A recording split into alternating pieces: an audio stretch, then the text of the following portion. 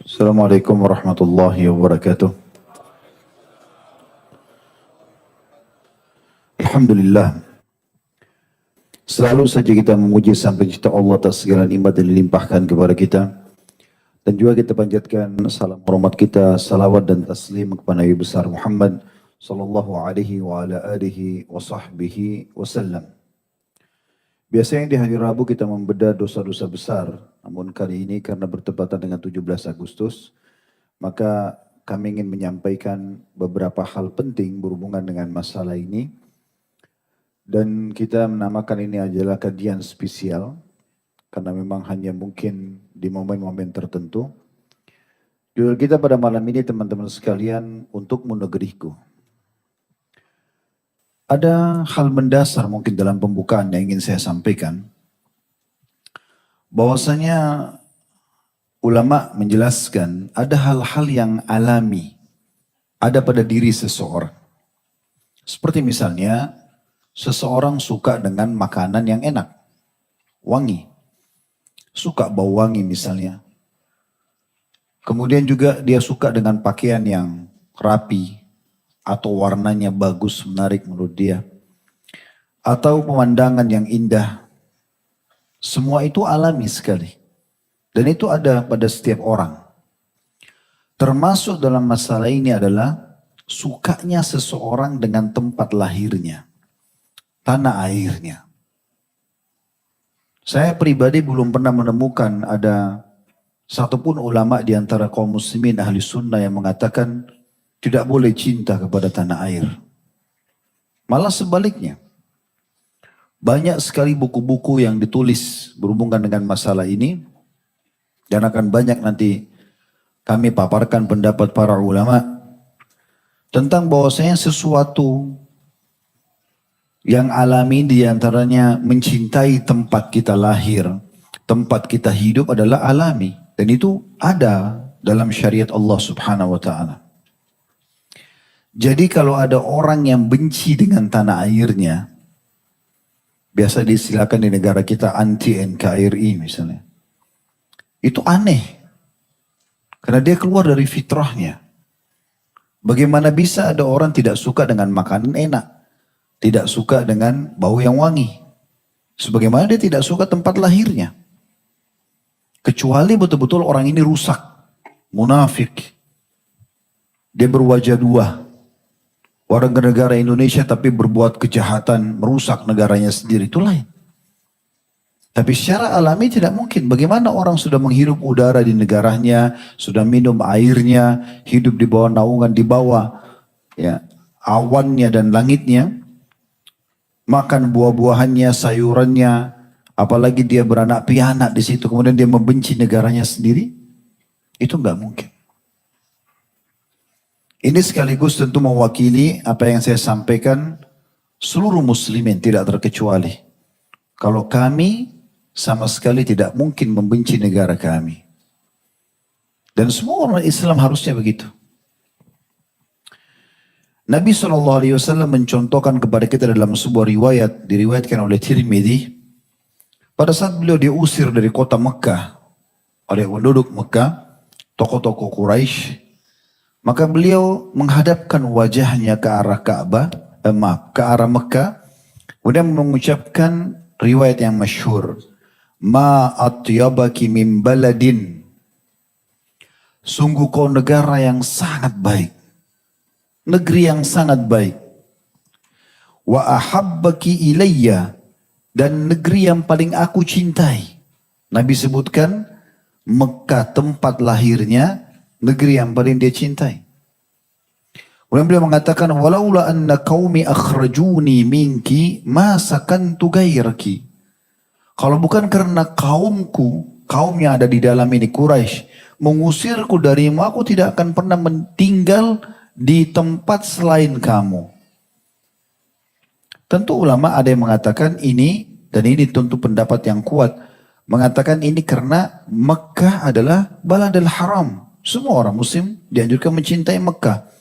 Tapi juga dari sisi yang lain ada sebagian ulama mengatakan ini menandakan ada cinta terhadap negaranya, wilayah dia lahir, alami sekali. Coba teman-teman punya pengalaman nggak? Pernah datang ke satu wilayah rekreasi, tinggal 2 hari, 1 minggu, ke satu kota misalnya. Terus kita punya kenangan yang baik sana, kita dapat makanan khasnya yang enak, sambutan masyarakat sekitar yang bagus, udaranya bagus, pemandangan indah. Saya yakin kita akan kenang seumur hidup kita. Benar nggak? Oh, saya pernah ke Bandung, ada gini-gini. Saya pernah ke Surabaya, saya pernah. Bahkan negara orang lain bahkan kadang-kadang. Terus bagaimana seseorang bisa membenci negara tempat dia lahir? Kita kadang-kadang subhanallah, walaupun sudah tinggal di Jakarta sekian lama, begitu pulang kampung menjelang lebaran, gembira nggak? Gembira loh, dapat makanan kampung kita kembali kumpul sama keluarga, teman-teman kita bermain pada saat kecil. Jadi orang kalau anti tanah airnya aneh ini. Perlu dicek kembali kenapa ini orang. Maka harus difahami dalam pembukaan penyampaian kita ini. Begitu juga Nabi SAW pada saat tiba di Madinah. Beliau mengajak seluruh komponen masyarakat untuk sama-sama membela Madinah. Bahkan ada piagam Madinah. Antum kalau mau tahu tinggal ketik di Google piagam Madinah. Apa yang Nabi SAW tulis sebagai kesepakatan di Madinah. Muslimin untuk saling menjaga hubungan satu sama yang lain. Terus diaturlah urusan di antara muslimin dan setelah itu Nabi SAW mengatur urusan sesama penduduk Madinah. Walaupun orang non-muslim. Apa yang mereka harus lakukan? Sama-sama membela Madinah. Mereka tidak boleh saling mengganggu. Nggak ada saling menuduh. Yang salah dilaporin. Gitu kan? Maka jadi tentram. Itu yang terjadi. Berapa kali Madinah akan diserang oleh musuh. Dan Nabi SAW mengajak seluruh komponen masyarakat untuk membela. Kemudian juga ada penjelasan dari Al-Jurjani dalam kitab At-Ta'rifatnya. Kitab yang masyhur sekali tentang definisi-definisi.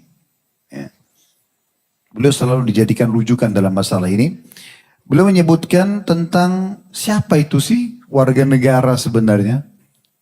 Beliau mengatakan al-watanul asli huwa mauludur rajul wal baladul ladhi huwa fi.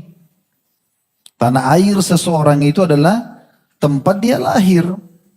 Di mana dia lahir dianggap itu tanah airnya. Dan negara yang di mana dia hidup di dalamnya. Jadi ini diberikan definisi oleh beliau. Dan dijelaskan juga oleh Syekh Abdullah bin Abdul Aziz Al-Uqaili. Kurang lebih terjemahannya. Mencintai negeri itu bagian daripada hal yang dibolehkan. Karena di dalamnya ya, bisa menyambung silaturahim. Bisa berbuat baik kepada penduduk negeri tersebut. Misalnya kepada fakir dan juga anak-anak yatim. Ismail Haqqil Hanafi dalam kitabnya Ruhul Bayan, kurang lebih di halaman 442, beliau menukil statement yang menarik dari Umar radhiyallahu anhu. Apa kata beliau? Umar bin Khattab mengatakan, terjemahannya kurang lebih, jika bukan karena cinta tanah air, maka negeri itu akan rusak. Kalau kita semua tidak suka dengan negara kita Indonesia, rusak gak kira-kira? Rusak. Dijual, dirusak. Dibuat kacau. Tapi siapa di antara kita teman-teman yang mau lakukan itu? Tidak mungkin. Kecuali rusak fitrahnya. Pasti dia akan niat untuk menjaga wilayahnya. Bahkan ada fanatik alami biasa muncul ya. Misalnya kita punya tempat nih. Allah kasih kita rumah. Pasti kita akan punya fanatik untuk mempertahankan rumah itu kan. Kan milik kita. Itu juga kalau wilayah kita misalnya, kota kita. Bahkan kadang-kadang kalau ada tanding bola aja antara sama kota luar biasa fanatiknya dengan kotanya. Negara dengan negara tanding, luar biasa fanatiknya. Alami nggak? Alami.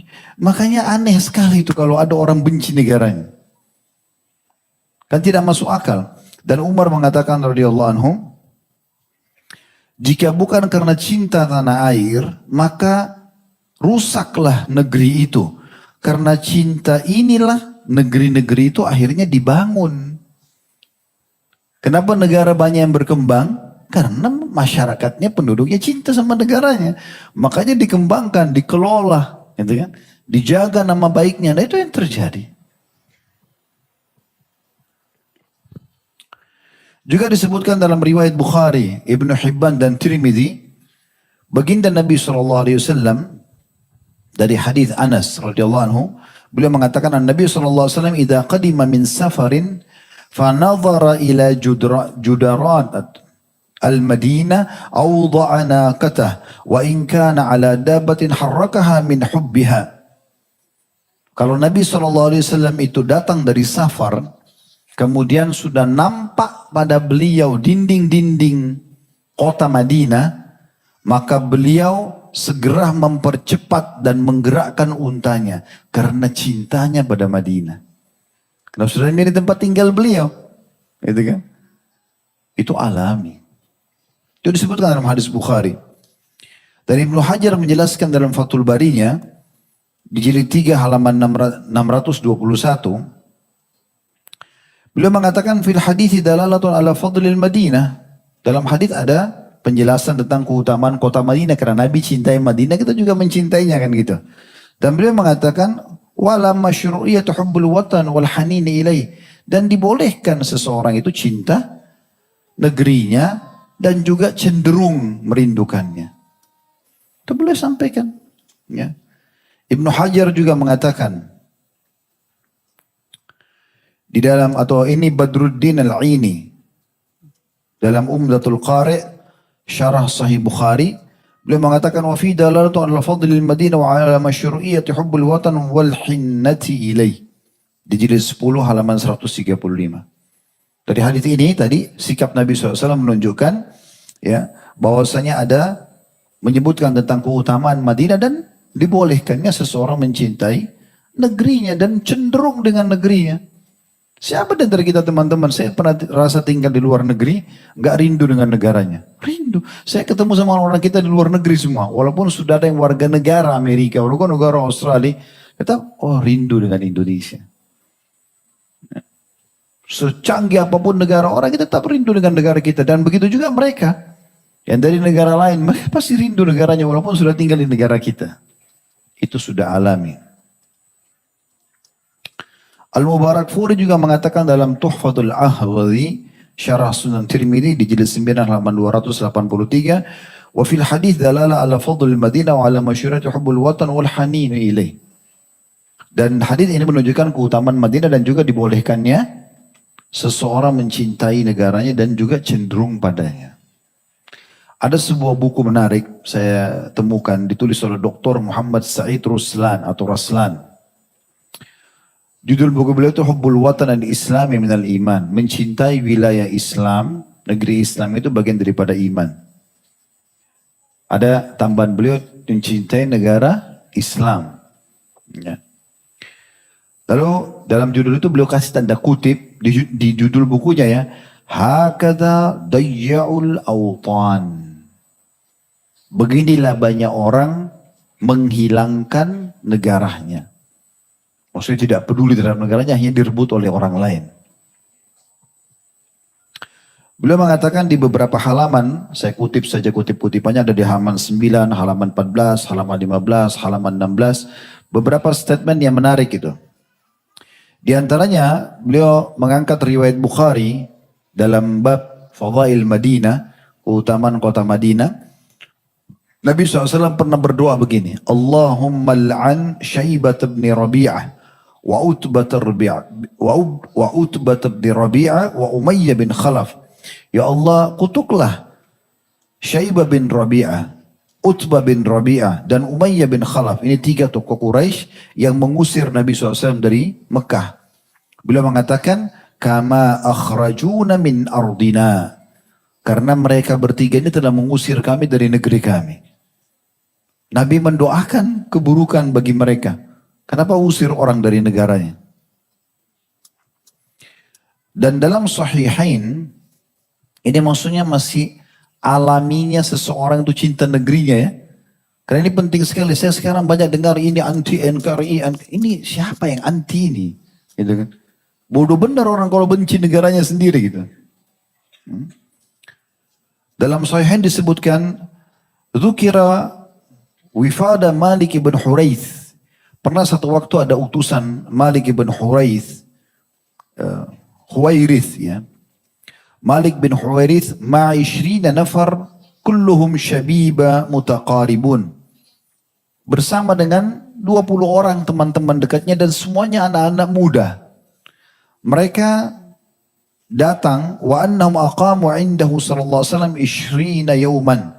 Mereka mendatangi Madinah, duduk di sisi Nabi SAW selama 20 hari. Untuk masuk Islam, pelajari Islam gitu. Nah pada saat itu, mereka menceritakan, qala wa kana an-nabiy sallallahu alaihi wasallam raufan rahima. Dan Nabi SAW itu orangnya penyayang sekali, penyantun sebagai pemimpin. Falamma ra'ana qad ishtaqna ila ahlina, qala sallallahu alaihi wasallam irji'u ila ahlikum fa aqimu fihi muallimhum. Dikatakan pada saat itu, pada saat Nabi SAW melihat kami sudah rindu dengan keluarga kami, tempat tinggal kami, maka beliau mengatakan pulanglah. Pulang kalian ke negeri kalian, ke keluarga kalian, dan tinggallah bersama mereka, serta ajarkan mereka agama. Ini hadis sahih riwayat Bukhari. Kemudian beliau masih mengatakan dalam bukunya tadi ya. Ini Dr. Muhammad Saleh Raslan, hafidhahullah, beliau mengatakan waqad ja'alallahu taghriba 'anil awtani 'uqubatan wa zajran fi kabiratin min kabaril itsm wa hiya zina. Dan Allah telah menjadikan pengasingan dari satu negeri tempat tinggal ya, itu sebagai hukuman dan peringatan yang sangat tegas pada pelanggaran dosa besar yaitu zina. Wa fi sahih Muslim an Ubadah bin Samit radhiyallahu anhu, disebutkan dalam sahih Muslim dari Ubadah bin Samit radhiyallahu anhu qala sallallahu alaihi wasallam, beliau mengatakan bahwasanya Nabi SAW bersabda, khudhu anni qad ja'alallahu lahunna sabila al-bikru bil bikri jaldu mi'atin wa nafyu sanah. Ambillah dari aku, kata Nabi SAW, ambil dari aku peraturannya. Sesungguhnya Allah telah memberikan solusi bagi para pelaku zina ini. Kalau bujang sama gadis belum pernah menikah, mereka berzina, maka hukumannya dicambuk 100 kali. Kalau dalam Islam ya, dan diasingkan setahun. Dikeluarkan dari negerinya. Kok bisa dikeluarkan dari negeri menjadi hukuman? Apa sebabnya? Di sini ada pendapat Syekh Islam Ibnu Taimiyah rahimahullah, beliau mengatakan fa inna intiqalahu an watanihi mimma yudhifu himmatahu wa badana. Sesungguhnya dengan dipindahkannya seseorang dari negerinya itu akan melemahkan ya, semangatnya maksudnya untuk melakukan perbuatan-perbuatan dosa. Jadi dia merasa ada hukuman dan juga badannya wa yu'lam annahu mu'aqab. Atau wa ya'lam annahu mu'aqab, dan dia tahu kalau dia sedang dihukum. Dalam Majmu' Fatawa jadi 15 halaman 213. Juga Muhammad Syakir berkata rahimahullah, ini masih dari buku yang sama ya, masih perkataan beliau. Dinukil dalil ini, Muhammad Syakir mengatakan, iyyaka an tadhunna anna taqwallahi as-salata was-siyama wa nahwuhuma minal ibadati faqat. Jangan sampai kamu berpikir bahwasanya ibadah itu hanya berkisar di masalah sholat. Ya, bertakwa kepada Allah, jangan kalian kira bahwasanya hanya berkisar di masalah sholat dan puasa serta yang sama jenisnya atau kurang lebih mirip dalam hal-hal ibadah saja. Inna taqwallahi tadkhulu fi kulli syai'. Sesungguhnya ketakwaan kepada Allah masuk dalam segala lini kehidupan. Fattaqullaha fi ibadati maulaka wala tafrud fiha. Oleh karena itu mulailah kamu bertakwa untuk selalu menjaga ibadah kepada Tuhanmu dan jangan kamu lalaikan. Wattaqullaha fi ikhwanika la tu'zi ahadan minhum. Dan juga bertakwa kepada Allah, jangan kau ganggu saudara-saudaramu. Ya. Kemudian wattaqullaha fi baladika la takhunhu wa la tusallit alaihi aduwa. Dan ini poin jadi saksi bahasan kita belum mengatakan, dan bertakwalah kepada Allah di negerimu. Jaga negerimu, jangan kau khianati dan jangan kau mudahkan musuh datang merebutnya. Coba, ini bagian ketakwaan dalam Islam. Tidak membiarkan musuh sembarangan datang merebut negara atau kita berkhianat, ya. Yang tadinya hak masyarakat atau warga Indonesia lalu diberikan kepada orang lain yang bukan haknya. Ini semua pengkhianatan, itu dilarang.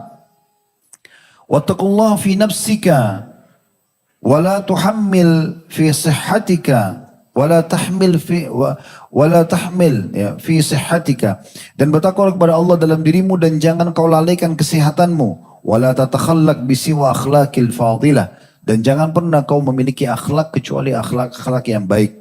Diambil dari buku Wasayal Aba lil Abna di halaman 200 atau di halaman 20. Jadi ini kurang lebih pembukaan yang kami ingin sampaikan, karena kita perlu sepakati dulu poin ini. Tidak ada orang yang benci negerinya. Dan dalam Islam sudah kita dengarkan dalilnya dan pendapat ulama, tidak mungkin orang yang masih akalnya sehat, hati nuraninya juga masih bersih, benci negaranya. Jelas ini? Ya. Jadi kalau ada orang betul-betul benci negaranya, dia anti NKRI, aneh sekali. Tanda tanya orang ini. Dia melawan hukum agama, dia melawan juga hukum fitrah yang ada dalam jiwanya. Seperti orang tidak suka bau wangi, suka bau busuk, kan aneh. Tanda tanya orang ini. Ada apa dengan akalnya? Dia tinggalkan makanan yang wangi, dia makan makanan yang basi, masuk akal nggak? Nah sama tadi, dia benci negaranya lalu dia menjualnya atau dia memberikan kepada orang lain, kan aneh. Baik, kita masuk lebih dalam teman-teman sekalian dalam masalah ini. Ada 5 hal yang kami ingin berbagi di kesempatan hari kemerdekaan kita ini teman-teman sekalian. Apa yang harus kita lakukan dengan kemerdekaan ini? Yang pertama teman-teman sekalian, bersyukur kepada Allah Subhanahu wa taala. Allah berikan kita negara yang besar, yang kuat. Warga negaranya luar biasa. Ada sebagian negara di dunia ini teman-teman sekalian, termasuk Saudi sendiri dan beberapa negara di Timur Tengah. Itu satu negeri, mungkin jumlahnya penduduknya sama dengan kita. Jabodetabek atau Jabodetabek. 20 juta, 27 juta. Kita itu cuma daerah sini saja. Begitu banyaknya kita 200 juta lebih penduduk. Dengan begitu kekayaan yang luar biasa. Saya pernah diundang sama panitia, teman-teman, ikhwah kita di Bali waktu itu tablik akbar.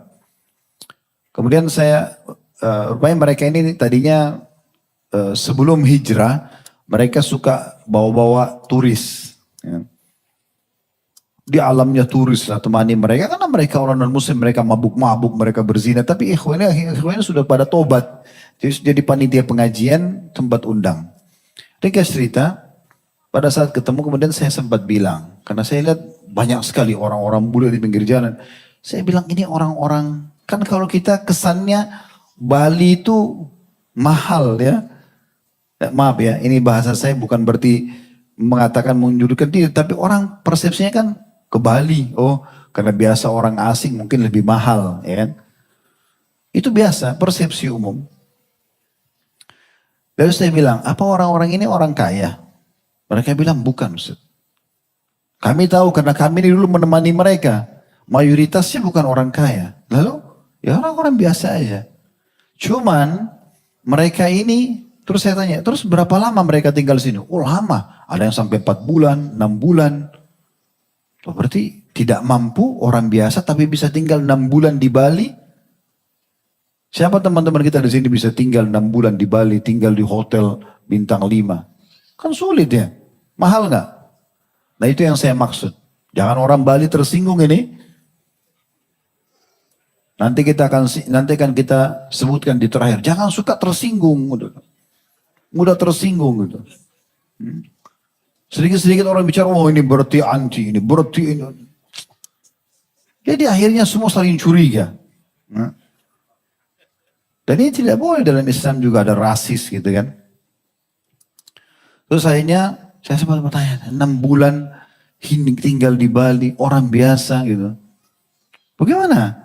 Dia bilang iya, begini Ustaz, mereka tinggal 6 bulan di negerinya kerja. Kerja di kebun tomat, kerja di mana-mana gitu, kumpulin duit. Itu aja kumpulin duit. Setelah itu uang yang dia kumpulin 6 bulan dipakai tinggal di negara kita 6 bulan.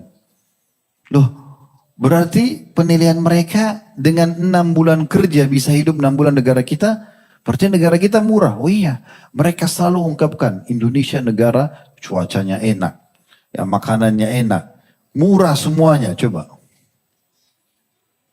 Orang lain nilai negara kita begitu, dan itu memang faktanya.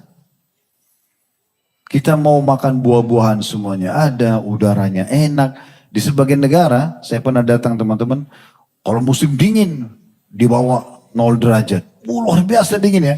Kalau panas 40-50 derajat. Kita selalu stabil. Hari-hari musim kemarau, musim hujan, kita mau pakai jaket bisa nggak pakai jaket gitu. Luar biasa nikmatnya. Maka ini poin harus disadari. Kita harus syukuri teman-teman sekalian. Ini nikmat Allah yang luar biasa melimpah.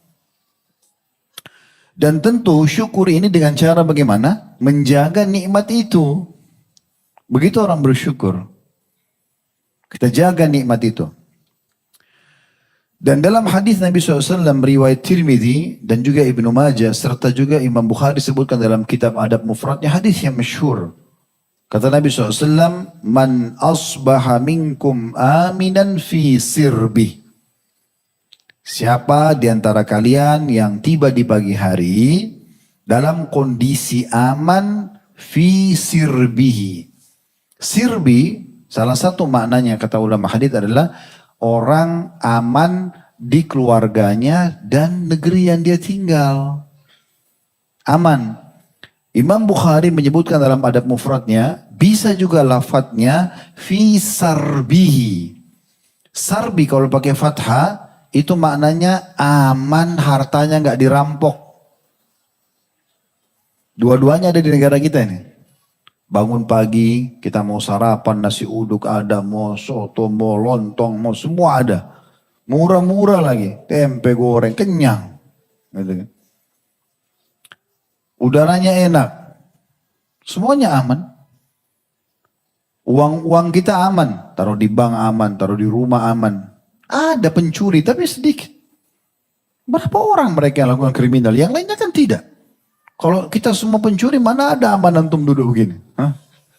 Pegang dompet semua takut ini mencuri. Tapi enggak. Aman enggak? Nah itu satu. Kata Nabi SAW, siapa yang tiba di pagi hari aman. Di keluarganya, di negerinya, dari hartanya aman. Kemudian mu'afan fi jasadi. Sehat badannya. Antum sehat enggak? Kalau enggak hadir sini kan. Baik. Yang ketiga kata Nabi SAW, indahu kutu yaumi. Dia punya makanan untuk hari itu saja.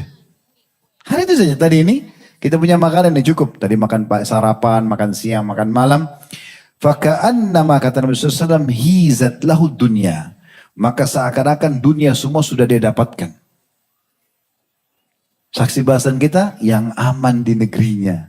Aman di keluarganya. Itu nikmat yang harus disyukuri.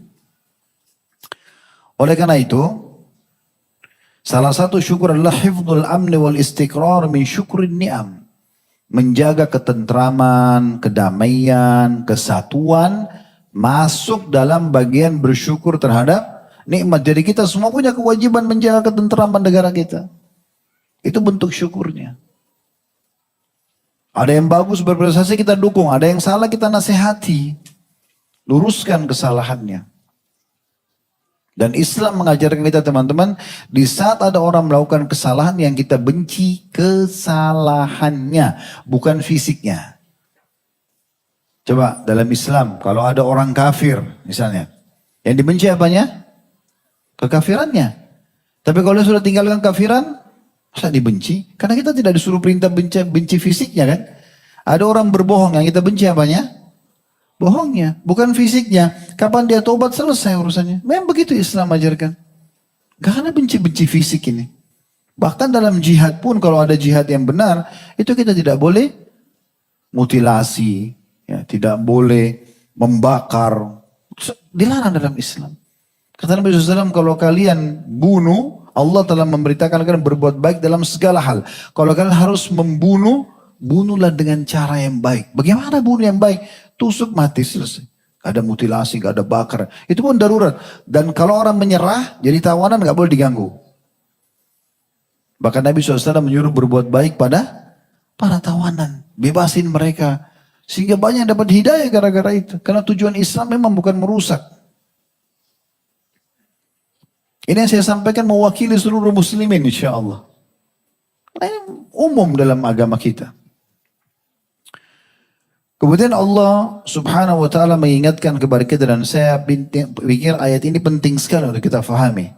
Renungi sama-sama surah An-Nahl, surah nomor 16 ayat 112 sampai 114. 112 sampai 116, surah An-Nahl surah nomor 16. Buka aplikasi Al-Qur'annya. Bunyinya a'udzubillahi minasyaitonir rajim. Wa daraballahu mathalan qaryatan kanat aminatan mutmainnah.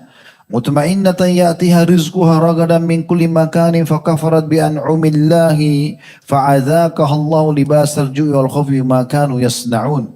Dan Allah memberikan perumpamaan negeri yang dulunya aman, tentram, rezekinya datang dari seluruh penjuru, namun mereka kufur terhadap nikmat-nikmat Allah. Lalu apa yang terjadi?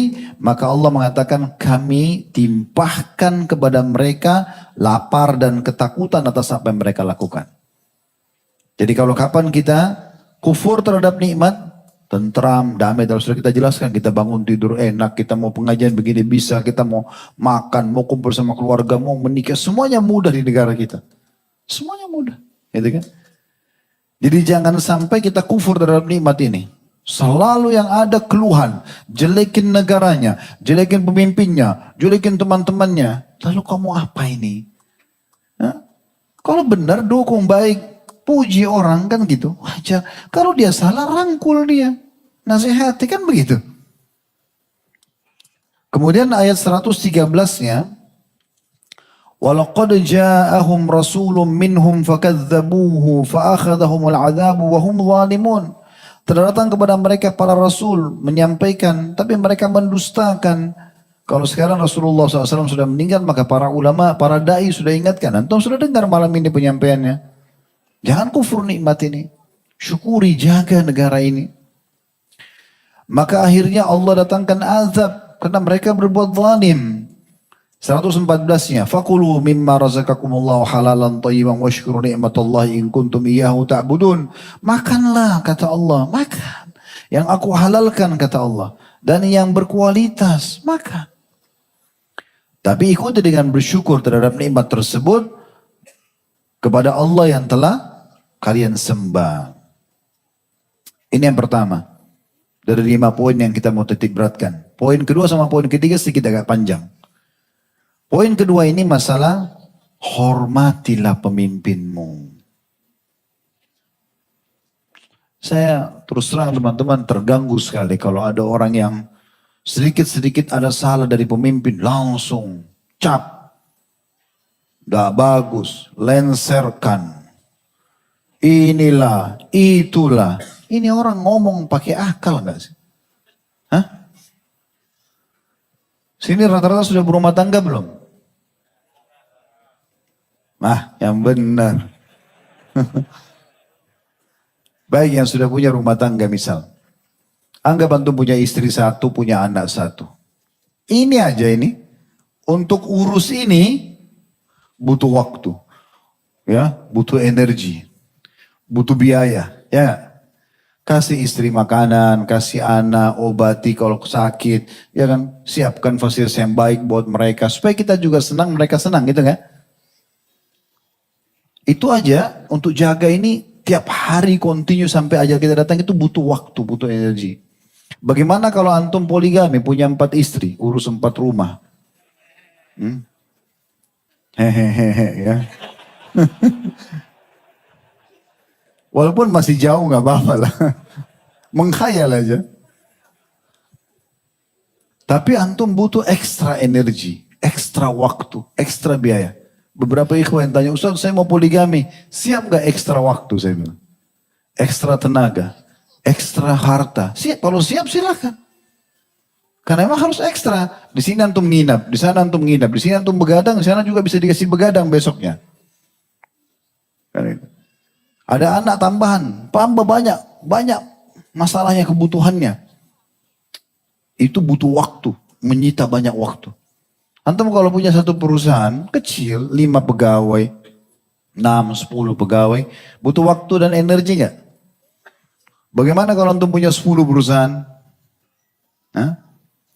Ini coba saya mau tarik sebuah poin penting teman-teman. Coba renungi sini.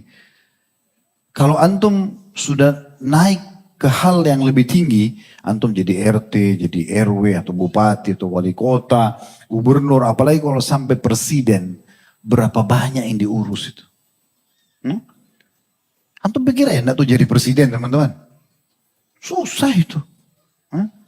Jangan pikir cuma karena pakai baju baru, mobil bagus, enggak begitu. Masih mending kalau beliau-beliau masih bisa senyum. Iya. Yang ini caci maki, yang ini dukung, yang ini minta ini, yang ini masalah semuanya.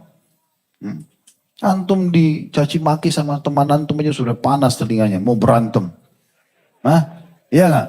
Ini apa nih, gulung baju langsung mau berantem. Bagaimana presiden, menteri, gubernur yang dicaci maki banyak orang? Itu nggak gampang. Dan dia bertanggung jawab itu. Hah? Ini penting untuk manusia direnungi. Jadi jangan gampang. Saya pernah bahasakan kalau masih ingat sebelum pandemi dulu ya. Kita ini banyak seperti penonton bola. Pas pemain bola lagi main. Ini pemain bola dari kecil. Dari SD sudah main bola. Tiap hari latihannya tendang penalti. Tendang ini, tendang. Tiap hari. Begitu dia lagi tanding. Pas penalti meleset. Apa kata penontonnya? Bodoh. Padahal dia kalau masuk belum tentu bisa nendang gitu. Ya. Benar nggak? Banyak gitu. Wah ini lenserkan, ini begini. Nah, pelenserkan. Terus kamu yang mau gantikan. Yang benar. Coba lihat dulu kehidupannya. Dia bisa urus gak dirinya? Mungkin dia pun mandi 1 hari belum tentu. Main lenser-lenser. Main bodoh-bodohin orang ini luar biasa. Teman-teman renungi baik-baik. Kita ini harus punya pemimpin. Dan pemimpin itu wajib dihormati. Mulai dari hal yang kecil. Antum sudah tahu belum? Kita kalau safar, 3 orang saja, harus 1 orang jadi amir. Begitu dalam hadis sahih. Dan pemimpin itu tidak boleh dilanggar. Dia bilang berhenti, berhenti. Dia bilang jalan, jalan. Dalam Islam tidak boleh pemimpin dilanggar. Kecuali kalau sudah maksiat. Kalau enggak boleh. Orang kalau sholat, kayak tadi kita sholat. Ada nggak di sini yang bisa dahului imamnya?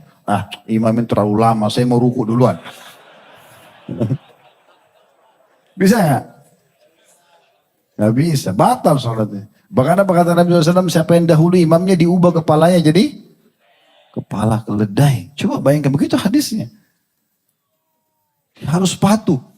Bahkan kata Nabi SAW, kalau imam kalian sholat berdiri, kalau dia duduk, duduklah. Bayangkan begitu. Nabi SAW pernah sholat, rakaat pertama sehingga saya berdiri, rakaat kedua duduk. Semua jemaahnya duduk. Sekarang saya tanya, kalau imamnya lupa, sholat duhur 4 rakaat misalnya. Di rakaat kedua dia lupa tahiyat. Tapi dia pikir dirinya sudah tahiyat. Antum bilang subhanallah, dia nggak mau dengar. Misal, apa yang harus dilakukan? Antum berhenti? Ikut nggak? Ikut. Walaupun dia salah. Antum sudah ingatkan kan? Dia tanggung jawab depan Allah, antum tanggung jawab juga depan Allah. Kan gitu. Coba bayangkan. Suami di rumah. Mana boleh istri melanggar.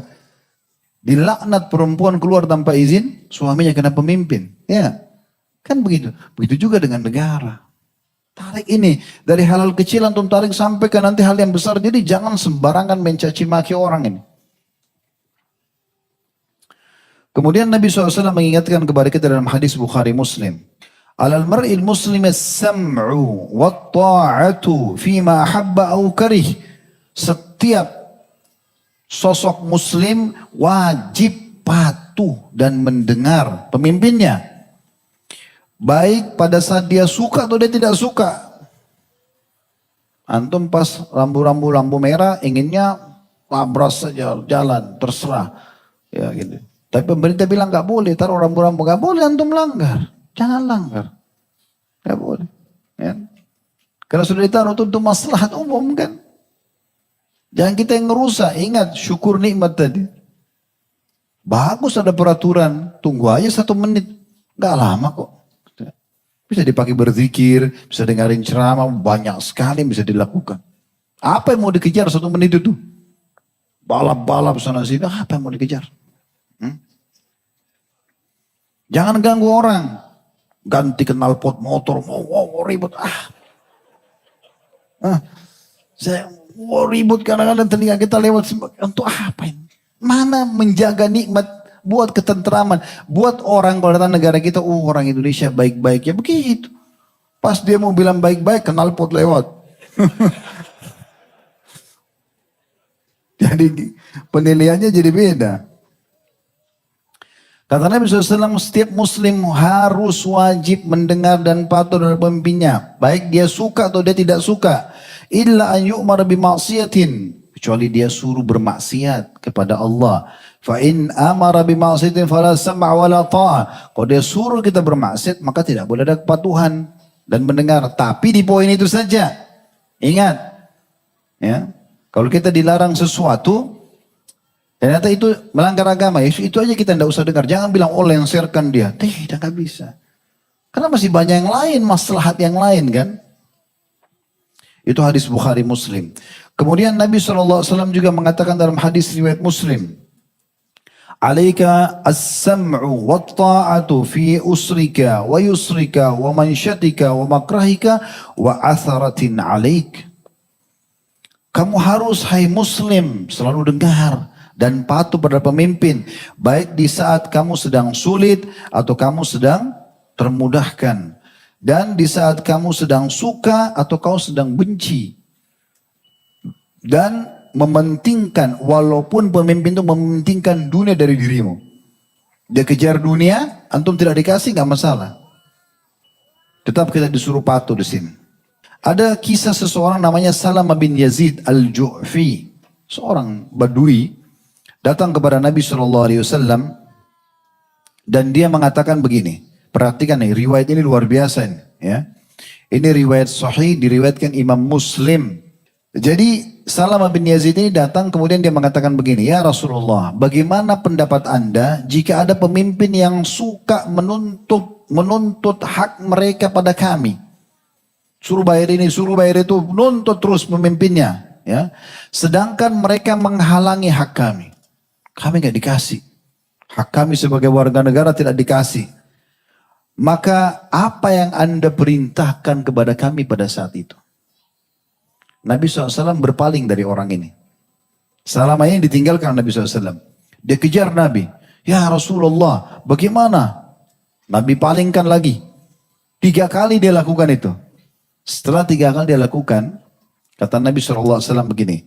Isma'u wa'ati'u. Mereka ambil dari kalian dan mereka tidak beri hak kalian, tetap dengar dan patuh. Ya. Fa innama 'alaikum ma hummilu wa fa innama 'alaihim ma hummilu wa 'alaikum ma hummiltum. Karena kalian atau mereka akan diminta pertanggungjawaban atas tugas mereka dan kalian juga akan diminta pertanggungjawaban atas tugas kalian. Allah punya kok. Kita kan orang muslim bertauhid kepada Allah ya. Kita yakin Allah itu mengawasi. Ingat, Tuhan kita cuma satu teman-teman. Dia maha melihat, maha kuasa, maha teliti, maha segalanya. Kucing kalau lewat antum tendang, antum pikir ini kucing tidak bisa melawan. Nangis, teriak, pergi. Misal. Antum lupa, Tuhan antum sama Tuhan kucing itu sama Allah. Allah maha adil. Nanti antum pakai sepatu baru, jalan di jalan yang lurus, tiba-tiba keseleo. Kenapa? Hukuman tendang kucing. Allah punya cara. Hati-hati teman-teman sekalian. Jadi nggak usah khawatir, Allah punya cara. Yang penting kita menjalankan kewajiban kita. Jangan orang berbuat salah kita ikut-ikutan, nggak boleh. Ya. Dalam sebuah riwayat Hudzaifah bin Yaman radhiyallahu anhu, beliau mengatakan, ya Rasulullah, inna kunna bi syarrin faja'allahu bi khair fa nahnu fi. Dulu kami dalam keadaan keterpurukan, buruk, jauh dari agama, tidak kenal Allah, menyembah buat berhala, sembah berhala dan segala macam. Lalu kemudian datanglah kebaikan, maksudnya datang Islam, datang iman. Anda diutus kepada kami dan kami sekarang berada di atasnya. Fahal min wara hadzal khair syarr? Apakah setelah kebaikan ini nanti ada keburukan? Maka qala na'am. Kata Nabi SAW, iya.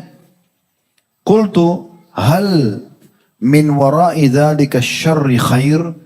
Apakah setelah itu nanti kalau keburukan ada dan mengalahkan kebaikan, ada lagi kebaikan? Jadi kebaikan ada, kemudian Nabi SAW meninggal, muncul keburukan-keburukan tuh. Kemudian apakah setelah akan ada kebaikan? Kata Nabi SAW, qala na'am, iya. Qultu fahal min wara'il khair syarr?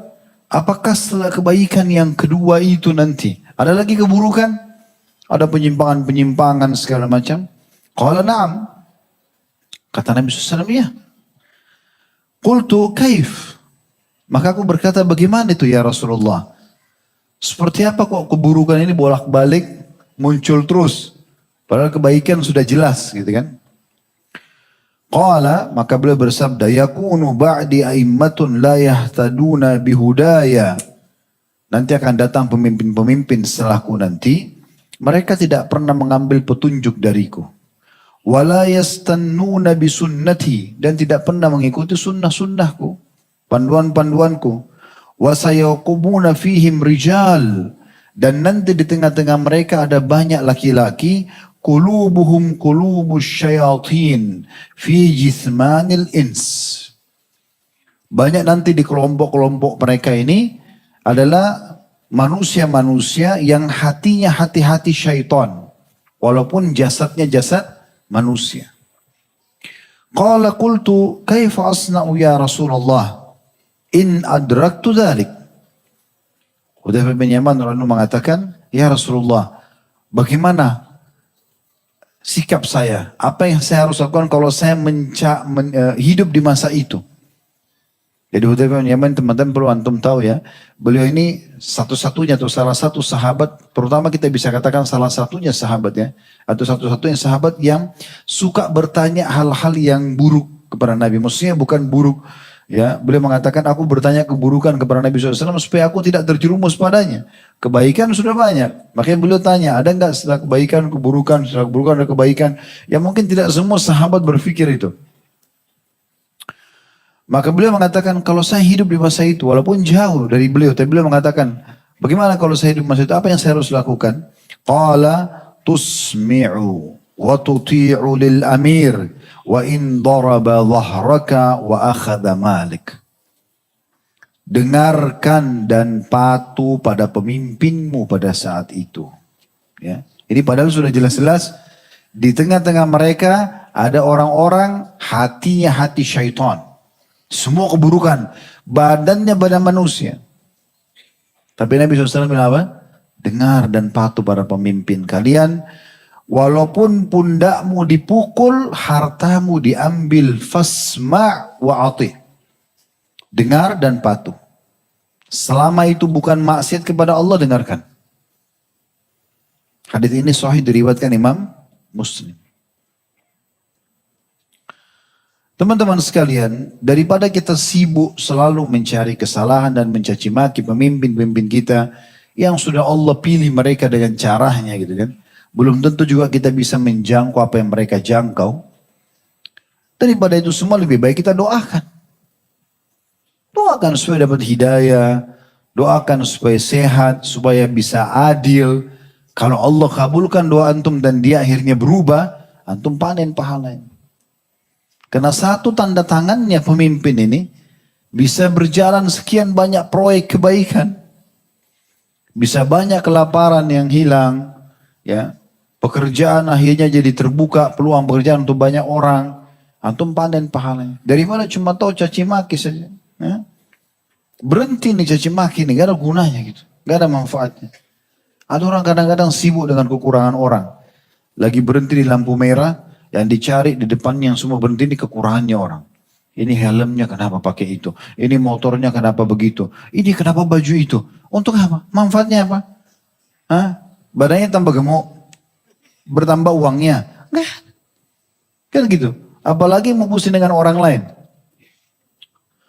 Coba renungi begini.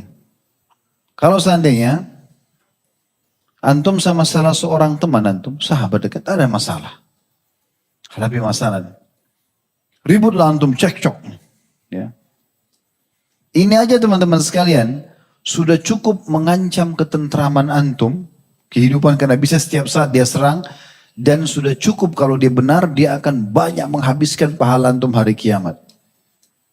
Padahal ini teman antum ya. Dan antum punya peluang untuk minta maaf, tapi biasanya orang karena egois tidak mau minta maaf, akhirnya jadi masalah buat dia. Ya. Tapi ini teman, masih bisa kita jangkau. Kalau pemimpin antum mau minta maaf bagaimana? Coba. Jangkau alamatnya sudah bisa, datang ke istananya nggak mungkin. Terus gimana antum minta maaf?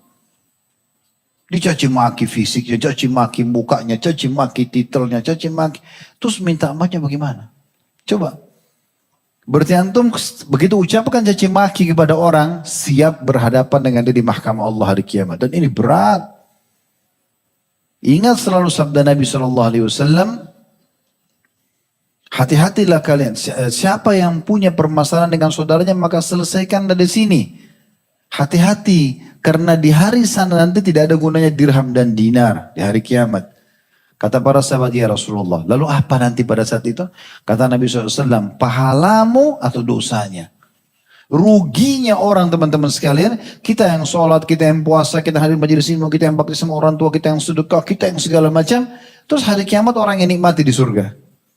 Hanya kenapa? Caci maki dia, pukul dia, gibah dia, fitnah dia. Hanya itu. Terus untuk apa? Rugi benar. Dan tidak bisa kita kembali ke dunia untuk perbaikin amal itu. Coba. Makanya Nabi istilahkan dengan orang bangkrut nih. Lebih parah daripada itu. Kalau pahala antum tidak cukup untuk bayar kezaliman antum terhadap dia. Caci makian antum dan segala macam. Dosanya dia. Zinanya, ribanya, membunuhnya, segala macam. Dibebankan. Antum yang disisikan di neraka. Dia yang berbuat. Coba. Kenapa ini? Hanya ceritain aibnya orang. Hanya jelekin orang. Lalu untuk apa? Manfaatnya apa? Apalagi pemimpin, sulit sekali untuk kita minta maaf sama mereka. Makanya Nabi SAW mengatakan dalam sebuah hadis yang diriwayatkan Imam Muslim, khiyaru a'immatikum alladhina tuhibbunahum wa yuhibbunakum. Sebaik-baik pemimpin kalian adalah yang kalian mencintai mereka dan mereka mencintai kalian. Kita disunnahkan mencintai pemimpin. Cinta ini akan meresponnya juga apa? Cinta. Antum kalau cinta seseorang, antum tulus dengan dia, apa responnya? Marah-marah? Hah? Coba secara alami. Antum santun sama orang, senyum sama orang, balasannya apa? Marah-marah? Kecuali dia tidak normal, dia bisa marah-marah. Tapi respon cinta adalah cinta. Respon baik adalah baik. Respon senyum-senyum. Antum pukul, responnya juga pukul. Kan gitu. Itu kan rasionalnya, sederhana kok.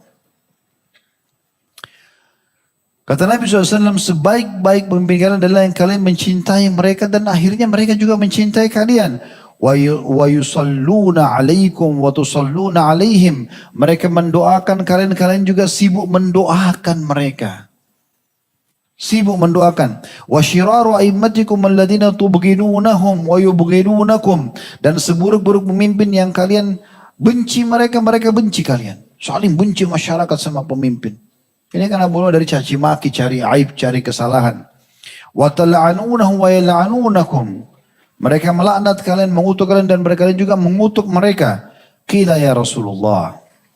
Lalu para sahabat yang dengar ini bilang, ya Rasulullah, afala nunabidhuhum bis-saif? Boleh nggak kita lawan pakai pedang saja pemimpin begitu? Nah, suka laknat kita, suka caci maki, suka nyalain masyarakatnya. Boleh nggak kita lawan pakai pedang, berontak? Apa kata Nabi SAW? 1400 tahun Nabi sudah sampaikan. Dan malam ini antum dengarin. Faqala sallallahu alaihi wasallam, la, tidak boleh. Ma aqama fikumus shalah, selama dia sholat. Bisa mana lain adalah selama kalian diizinkan sholat. Wa idza ra'aitum man wallakum syai'an tukrahuna. Dan kalau kalian lihat sesuatu yang kalian tidak suka dari yang sedang memimpin kalian, fakrahu amalah. benci perbuatannya saja. Jangan benci fisiknya.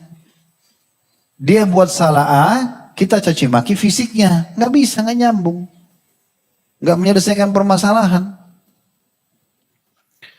Wala tanzi'u yadan min ta'ah atau min ta'ah. Dan jangan pernah kau mencabut tanganmu dari ketaatan.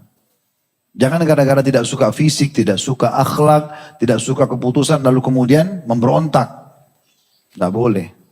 Ini sabda Nabi SAW. Beliau juga menyebutkan dalam hadis yang lain, ya, diriwayatkan oleh Ibnu Abi Asim dalam kitab Sunnah. Kata Nabi SAW, innahu la nabiyya ba'di. Ketahuilah tidak ada nabi setelahku. Wala ummata ba'dakum. Tidak ada umat lagi setelah kalian. Kalian ini manusia terakhir. Kita ini manusia terakhir. Gak ada lagi manusia-manusia lahir. Ini umat Muhammad sudah sampai hari kiamat. Gak ada nabi lagi datang setelah itu. Gak ada umat baru. Kata Nabi SAW, ala fa'budu rabbakum. Oleh karena itu sembahlah Tuhan kalian. Yang diperintahkan kerjakan, wajib dan sunnah yang dilarang, jauhi. Wasallu khamsakum. Sibuklah solat 5 waktu kalian. Wasumu syahrakum. Puasalah Ramadan kalian. Wa addu zakata amwalikum. Keluarkan zakat harta kalian. Tayyibatu nufusikum. Dari ketulusan hati kalian keluarkan harta itu. Karena mau keluarkan di jalan Allah. Wa ati'u umara'akum. Dan patuhi pemimpin-pemimpin kalian. Tadkhulu jannata rabbikum. Kalian pasti akan masuk ke surga Tuhan kalian. Salah satu di sini syaratnya adalah patuh pada pemimpin. Itu. Ali radhiyallahu anhu mengatakan, la yuslihun nasa illa amir. Manusia nggak bisa baik kecuali ada pemimpin. Ya, manusia itu bisa terdidik dengan adanya pemimpin. Barrun au fajir.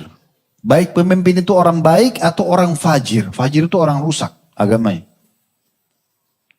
Qalu ya amiran mu'minin hadal bar. Fa kaifa bil fajir. Maka mereka mengatakan waktu itu Ali bin Abi Thalib jadi raja ya. Wahai amir mu'minin, ini kan orang baik. Kami bisa faham orang baik kita patuh segala macam. Tapi kalau orang fajir jauh dari agama, banyak maksiatnya. Bagaimana caranya kami fahami ini? Harus ada pemimpin walaupun orang begitu? Kata beliau, ya, qala innal fajira. Ketahuilah bahwasanya pemimpin walaupun dia fajir, yu'ammanullahu bihi subul.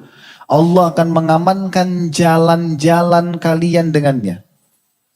Jalan di sana, jalan di sini, safar sana. Di Indonesia bebas kita kemana-mana. Aman jalan kalian. Kata Nabi SAW. Wa yujahidu bihil adu. Dia bisa melawan musuh-musuh yang menyerang negara. Wa yaji'u bihil fai. Mendatangkan pendapatan. Ya. Wa tuqamu bihil hudud. Dan hukuman-hukuman atas pelanggar-pelanggar ditegakkan. Wa yuhajju bihil bait. Dan muslimin bisa pergi haji.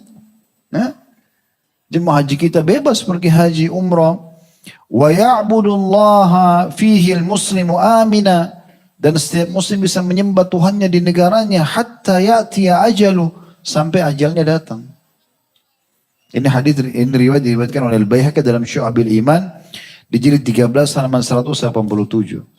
Jadi harus ada pemimpin dan pemimpin harus dipatuhi. Ibnul Jauzi rahimahullah berkata dalam buku Al-Adab Syar'iyyah jilid 1 halaman 195 sampai 197 ya, kurang lebih terjemahannya, amar ma'ruf nahi mungkar yang dibolehkan terhadap penguasa ialah memberitahukan dan menasihati. Kalau yang antum tidak suka, memberitahukan dengan cara baik dan menasihati. Bukan teriak-teriak, bukan lenserkan, bukan berontak, bukan. Ini panduan ulama ini, Ibnul Jauzi rahimahullah mengatakan ini, ratusan tahun yang lalu meninggal.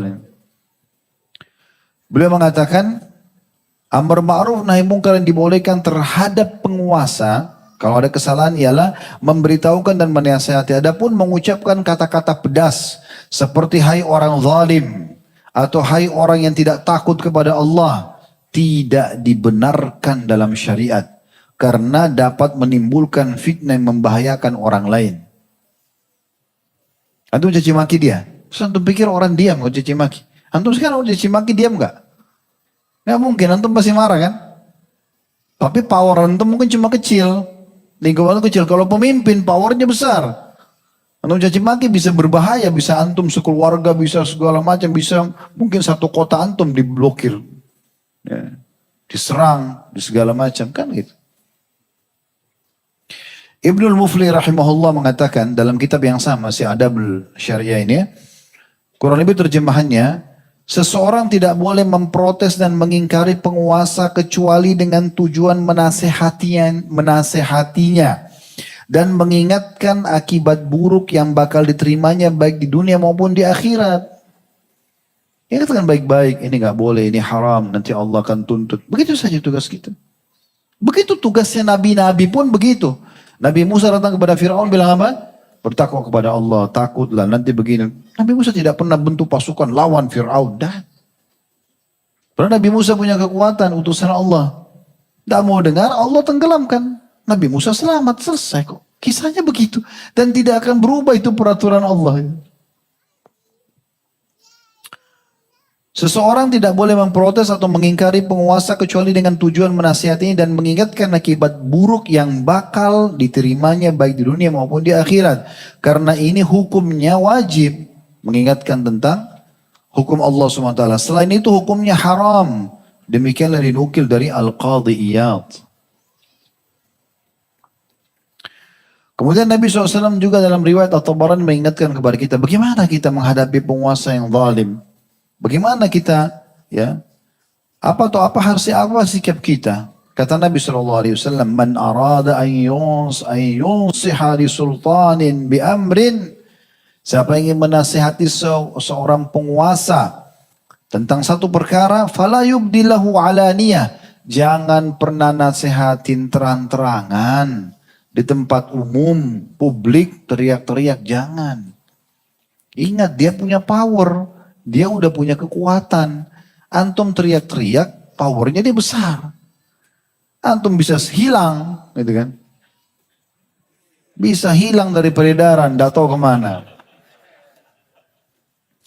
Walakin liya'khudhu biyadihi, tapi dia jangkau tangannya. Kalau dia mampu dia ketemu, gitu kan? Fayakhlu bihi, kemudian berdua saja. Ngomong, fa in qabila minhu fadzak. Kalau pemimpin itu mau dengar, alhamdulillah, itu tujuannya. Wa illa kana qad adda alladhi alaihi lahu. Dan kalau tidak diterima nasihatnya, ya sudah, dia sudah menjalankan tugasnya terhadap pemimpinnya tadi. Sudah selesai. Sederhananya begitu. Dan ingat teman-teman sekalian, sebaliknya, siapa yang menghormati pemimpinnya, Allah pun akan hormati dia. Siapa yang menghina pemimpinnya, Allah juga akan hina. Ini bukan perkataan saya. Kata Nabi SAW dalam hadis diriwayatkan Imam Ahmad. Dengarkan baik-baik. Man akrama sultanallahi fil dunya. Siapa yang menghormati pemimpin-pemimpin Allah di muka bumi. Maksudnya Allah kasih amanah kepemimpinan buat mereka. Akramahullahu yaumal qiyamah. Allah pasti akan muliakan juga di hari kiamat. Wa man ahana sultanallahi fid dunya. Siapa yang menghina pemimpin Allah di muka bumi, karena kan Allah pemilik kerajaan yang sebenarnya kan. Mereka ini kan Allah yang pilih. Walaupun memang dipilih oleh masyarakat, tapi ini Allah sudah pilihkan. Makanya pendapat ahli sunnah, ulama ahli sunnah wal jamaah itu kalau sudah terpilih, sudah selesai, kita terima. Tugas kita begitu. Kemudian dikatakan, Man ahana sultanallahi fi dunya ahanahullahu yaumal qiyamah. Barang siapa yang menghina pemimpin-pemimpin Allah di muka bumi, maka Allah akan hinakan juga dia pada hari kiamat. Dinukil juga bahwasanya Ka'ab al-Ahbar berkata, ini diambil dari buku Ushulus Sunnah di halaman 280, As-sultanu dhillullah fil ard. Para pemimpin, para raja, para presiden kalau zaman kita sekarang ini adalah penaung ya. Allah di muka bumi, maksudnya yang Allah tunjuk mereka gitu kan. Fa idza amila bi ta'atillahi kana lahu ajr wa alaikum asy-syukur. Kalau dia lakukan kebaikan-kebaikan, dia renovasi masjid, bangun masjid, mudahkan puasa, mudahkan kegiatan muslimin, mudahkan untuk masyarakat, maka dia dapat pahala. Dan kalian harus bersyukur, karena termudahkan semua. Wa idza amila bi ma'siyatillahi kana 'alaihi al-wizru wa 'alaikumus sabr. Dan kalau dia lakukan hal-hal yang tidak baik, bermaksiat kepada Allah, maka mereka akan tanggung dosanya, dan dosa berarti dekat hukuman dengan Allah SWT. Bukan kita yang hukum, biarkan Allah Tuhan yang hukum. Dan kalian harus sabar. Di saat itulah sabar. Ya. Orang istri aja, suami aja ada masalah sama kita, ya sabar. Anak-anak sabar. Atasan, bawahan, teman sabar. Sambil kita luruskan, kita nasihati, kan begitu. Kalau cara yang dipakai oleh sebagian orang sedikit-sedikit lenserkan, jatuhkan, berarti antum ada masalah sedikit sama istri, cerai. Masalah lagi sama suami, cerai. Terus antum mau tinggal sama siapa ini? Kita ini kan sama-sama manusia, punya perasaan, ada saatnya senang, ada saatnya sedih. Kalau nggak mau masalah ya nikah sama boneka saja. Atau balon yang ditiup angin antum kempesin. Angkat jadi pemimpin, nggak bisa ngomong, nggak bisa apa, antum bisa marah-marahin. Nah, kalau manusia nggak mungkin. Kemudian beliau mengatakan, lanjutannya, wala yuhammiluka hubbuhu ala yadkhula fi ma'siyatillah. Dan jangan sampai rasa cintamu kepadanya membuatnya masuk ke dalam maksiat. Kau dukung dia. Karena kau terlalu suka, akhirnya kau biarkan dia maksiat. Wala bughduhu ala an takhruja min ta'ati. Dan jangan sampai kau benci dia membuat kau keluar dari ketaatannya. Ya, jadi tidak boleh karena kita benci akhirnya kita keluar dari ketaatannya. Kemudian dalam hadis yang lain disebutkan oleh Ibnu Abi Asim juga dalam kitab Sunnah jilid 2 halaman 488, kata Nabi SAW, la tasubbu umara'akum wala taghashuhum. Jangan kalian mencaci maki pemimpin-pemimpin kalian dan jangan menipu mereka. Wala tu'suhum, dan jangan sampai kalian melanggar peraturan-peraturan mereka. Wasbiru wattaqullah, sabar dan bertakwa kepada Allah. Fa innal amra qarib, karena perkara ini sebentar. Sebentar. Berapa lama orang memimpin? Bahkan mungkin teman-teman kita yang sudah Allah amanahkan jadi presiden Indonesia misalnya dua periode. Mereka sekarang kalau ditanya pasti mereka bilang, wah kayak berapa hari aja. Bukan cuma itu. Allah gambarkan di akhirat nanti, dalam surah Al-Mu'minun surah nomor 23, itu di akhir-akhir ayat, seingat saya di ayat 114-115, Allah tanya ahli neraka, kam labithum fil ardi adada sinin. Berapa lama kalian hidup di dunia dulu? Setelah puluhan tahun hidup ya? Qalu labithna yawman aw ba'da yawm. Fas'alil adin. Ya. Kami hidup setengah hari atau satu hari saja. Maka tanyalah orang-orang yang menghitung. Mereka sudah tidak tahu. Tapi mereka kira puluhan tahun itu hanya seperti setengah hari. Sebentar. Abu Darda berkata, iyyakum wala'nal wulad. Hati-hati. Jangan mengutuk-ngutuk. Mendoakan keburukan bagi para pemimpin. Fa inna la'nahumul haliqah. Karena mengutuk mereka itu akan menghancurkan kehidupan. Karena kan saling marah. Ya, dan mereka punya power sebagaimana saya bilang tadi. Wa bugduhumul akhirah. Dan membenci mereka itu memandulkan. Maksudnya membuat orang tidak bisa beraktivitas. Qila ya Abu Darda, kaifa nasna idza ra'ayna minhum ma la nuhib. Maka sebagian orang mengatakan, wahai Abu Darda, apa yang harus kami lakukan kalau kami lihat sesuatu yang kami tidak suka dari pemimpin kami? Ini sahabat Nabi ya. Dan ini disebutkan oleh Ibnu Abi Asim dalam kitab Sunnah jilid 2 halaman 488. Beliau mengatakan, isbiru, sabar. Fa inna Allah idza ra'a dzalika minhum, sesungguhnya kalau Allah lihat kezaliman dari mereka, habasahum ankum bil maut. Ya, habasahum ankum bil maut. Kalau Allah lihat itu dan kalian sabar, lalu mereka tetap berbuat zalim, maka Allah akan binasakan mereka. Allah akan matikan, Allah akan gantikan, Allah akan lenserkan, caranya Allah, bukan kita. Fudail bin Iyad rahimahullah berkata, seandainya aku punya doa mustajab, niscaya hanya aku peruntukkan buat pemimpin. Kalau seandainya aku punya, Fudail bin Iyad ini ulama tabi'in yang masyhur. Masyhur sekali. Hampir setiap nasihat-nasihat kebaikan ada namanya Fudail bin Iyad. Dari generasi tabi'in, sahabat dekatnya Abdullah bin Mubarak dan yang lainnya. Rahimahumullah. Beliau mengatakan seandainya aku punya satu doa mustajab, aku tahu pasti diterima, aku akan khususkan untuk pemimpin. Seseorang bertanya, mengapa begitu wahai ayahnya Ali? Karena dia dipanggil Abu Ali, anaknya pertama adalah Ali. Ia jawab, jika buat diriku sendiri manfaatnya terbatas. Kalau aku cuma doakan buat diriku, pada saat aku waktu mustajab, ya Allah sembuhkan aku, ya Allah berikan, cuma manfaatnya buat aku sendiri. Tapi jika aku peruntukkan doa mustajab itu untuk seorang pemimpin, maka manfaatnya merata. Dan kebaikan umat juga negara itu tergantung pada kebaikan pemimpinnya. Riwayat ini atau perkataan dinukil oleh Abu Nuaim dalam kitab Al-Hilya beliau, Al-Hilya, jilid 8 halaman 91. Al-Barbahari rahimahullah dalam Syarh Sunnah, kitab yang masyhur ya. Di halaman 113-114 beliau mengatakan, kurang lebih terjemahnya, jika Anda atau engkau melihat seseorang itu suka mendoakan keburukan terhadap penguasa, selalu caci maki, selalu doakan keburukan, ketahuilah bahwasanya dia adalah pengikut hawa nafsu.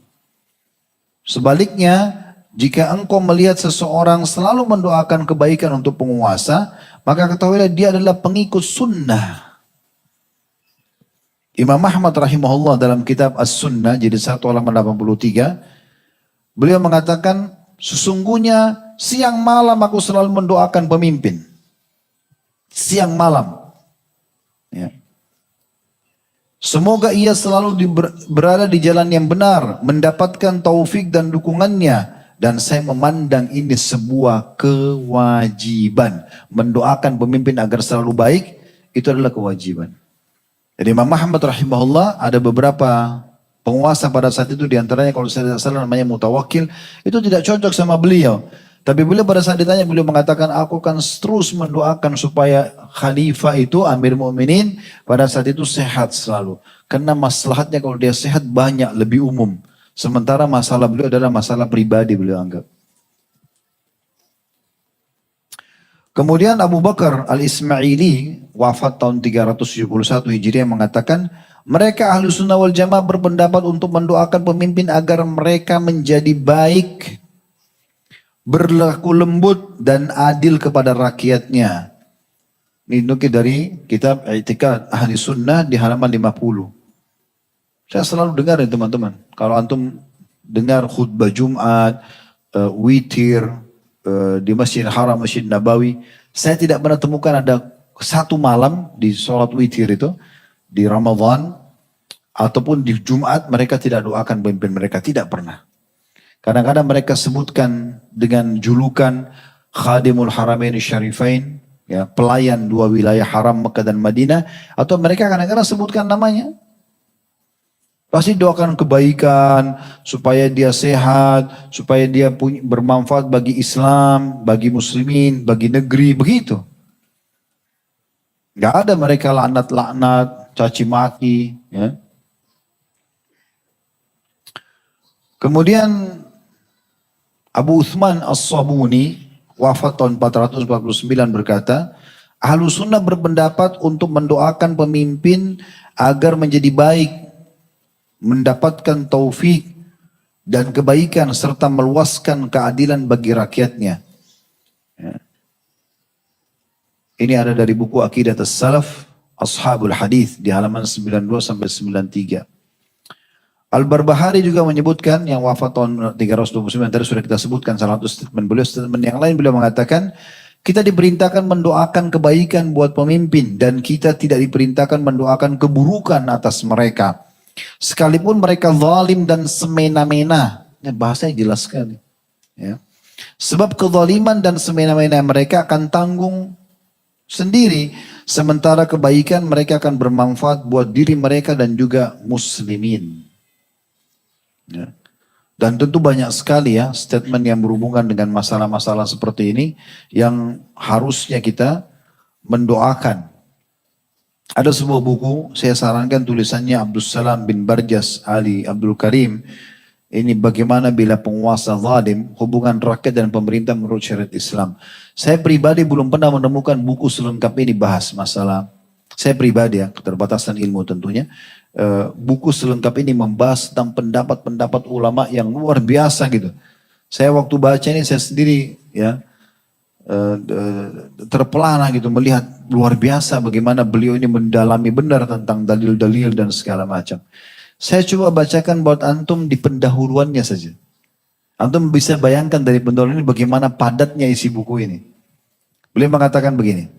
Mendengar dan patuh kepada penguasa kaum muslimin adalah salah satu dasar akidah salaf.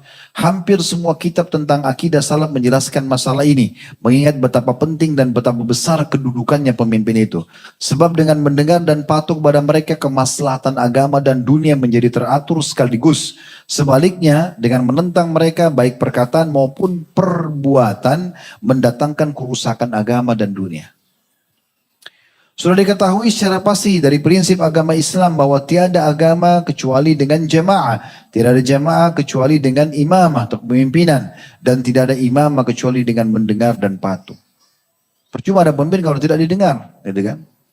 Lalu beliau menukil begini. Mengenai para penguasa, Al-Hasan Basri rahimahullah berkata, mereka adalah orang-orang yang menguasai 5 urusan kita. Salat Jumat. Antum bisa salat Jumat gak? Nikmat yang besar ya. Beberapa negara nggak bisa Jumat. Bahkan kita bisa dengarkan khutbah, mikrofonnya terdengar, azan terdengar, masjid di mana-mana. Kedua, sholat berjamaah. Bisa sholat berjamaah nggak? Sholat hari raya. Baik. Wilayah perbatasan terjaga dengan musuh. Adakah wilayah perbatasan negara Indonesia ya? Dengan Malaysia, tidak ada orang yang bisa menyerang. Kita tidak katakan Malaysia musuh kita, tidak. Tapi terjaga. Ada angkatan bersenjata kita di sana segala macam. Kemudian pelaksanaan hukuman ditentukan. Ya orang melanggar dihukum. Lebih kurangnya ada orang yang lolos, ada orang itu umum. Tapi secara umum berlaku kan, kalau ada melanggar lalu lintas masih ditahan, ada orang yang begini, ada pelanggar, ada hukuman. Dibongkarlah kasus-kasus yang besar, ada juga yang belum terbongkar. Kita doakan supaya Allah mudahkan mereka berlaku adil. Wah kasus ini, kasus sana belum. Loh, ini dulu, belum selesai. Udah langsung ini, mau 100 permasalahan diselesaikan dalam sehari. Belum tentu antum bisa tuh menyalahin orang. Beliau mengatakan demi Allah, kata Hasan Basri, agama tidak akan lurus tanpa peranan mereka, para pemimpin. Meskipun mereka zalim dan bertindak semena-mena, demi Allah, kebaikan yang dimunculkan Allah subhanahu wa ta'ala berkat jasa mereka jauh lebih banyak daripada kerusakan yang mereka perbuat. Jadi di sini beliau tidak pungkiri kerusakannya. Ada kerusakannya pasti, ada kekurangannya gitu kan. Kecuali memang dia betul-betul wali Allah yang luar biasa. Tapi kalau orang awam, orang jauh, mungkin banyak pelanggarannya. Tapi beliau mengatakan maslahatnya lebih besar daripada kerusakan yang mereka lakukan. Di samping itu demi Allah, mentaati mereka adalah sesuatu yang disenangi dan menantang mereka adalah sesuatu yang diingkari. Maksudnya diperintahkan dalam agama, mentaatinya dan juga melanggarnya adalah diingkari. Saat disinggung tentang penguasa di hadapan Abul Aliyah, maka ia mengatakan kebaikan ditimbulkan oleh Allah berkat jasa mereka lebih banyak daripada kerusakan yang mereka perbuat. Salafus saleh menaruh perhatian khusus tentang masalah ini, terutama pada saat fitnah merajalela. Hal itu mengingatkan kepada kita, mengingatkan karena tidak mengetahuinya, ya, mengakibatkan kerusakan sangat kompleks dan yang menimpa manusia dan negeri, serta menyimpang dari petunjuk yang lurus. Perhatian salaf terhadap masalah ini tercermin sangat banyak dalam riwayat-riwayat yang dipaparkan dalam buku ini. Ini pendahuluannya. Lalu panjang lebar beliau sebutkan di sini banyak sekali pendapat-pendapat. Saya waktu baca buku ini, saya bolak-balik membaca, saya tidak tahu subhanallah bagaimana orang ini punya keluasan ilmu yang seperti ini dengan didukir riwayat-riwayat. Ini sampai hampir 195 lembar buku ini. Kalau saya bacakan 7 hari 7 malam gak selesai. Baik, kita masuk yang ketiga. Sekarang sebaliknya. Tadi kan kita wajib menghormati pemimpin. Sekarang kita memberikan poin yang ketiga adalah tugas pemimpin terhadap masyarakatnya. Yaitu menaungi, melindungi, mendidik, menuntun, memandu, meluruskan. Rasionalnya begini.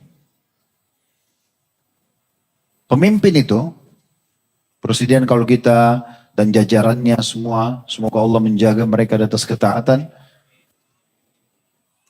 dan menyempurnakan kekurangan-kekurangan tentunya serta memaafkan kesalahan. Mereka itu teman-teman sekalian ibarat orang tua. Sekarang kita sebagai orang tua, kalau antum di sini yang hadir punya anak tahu itu. Kalau anak-anak antum berbuat salah, apa yang antum lakukan? Nasihatin, luruskan, rangkul dia, ya, jelaskan kesalahannya. Nah itu yang harus pemerintah lakukan. Kapan dia lakukan ini, maka masyarakatnya jadi faham mana yang tidak boleh, mana yang boleh, atau teredam dari niat-niat buruknya. Maka ini yang idealnya gitu. Jika ada pemerintahan yang langsung mentangkap saja orang, tidak jelas apa kesalahannya, ini bukan seperti orang tua. Bayangkan kalau antum satu sekali anak antum buat salah langsung antum masukin di kamar, dikunci 1 minggu nggak boleh keluar. Kan itu aneh, ya. Padahal dia butuh panduan, mungkin dia tidak ngerti. Butuh dinasihatin, butuh diluruskan. Yang jelas pemimpin yang baik, pemimpin yang adil, kalau Allah sudah kasih dia jabatan dan dia lakukan ini disebutkan dalam hadis riwayat Muslim, golongan pertama dari 7 golongan yang akan Allah naungi pada hari kiamat. Coba bayangkan ini luar biasa. Di saat orang di mahsyar, kepanasan, orang yang terikat hatinya dengan masjid, orang yang meninggalkan zina, orang yang bersedekah dengan tangan kanan, ini nomor yang kesekian. Nomor 1 al-imamul adil. Imam yang adil. Imam yang betul-betul memberikan hak masyarakatnya. Bagaimana Nabi SAW menulis surat ya, kepada raja-raja dunia pada saat itu, dan nasihatnya diantara isi surat beliau SAW begini, kurang lebih. Masuk Islamlah maka kamu akan selamat dan engkau juga akan panen pahala masyarakatmu yang mengikutimu. Apa makna potongan kalimat ini? Maksudnya kalau kamu baik, kamu berikan keputusan, orang jadi ikut, maka kau akan panen pahalanya. Itu teman-teman, pemerintah kita mengiklankan besok Ramadan. 1 Indonesia Muslim puasa. Panen pahala gak kira-kira? Cuma suruh hilal, lihat hilal, iklanin. Semua yang terlibat penyampaian 1 Indonesia dipanen pahala. Luar biasa kesempatan cari pahala itu.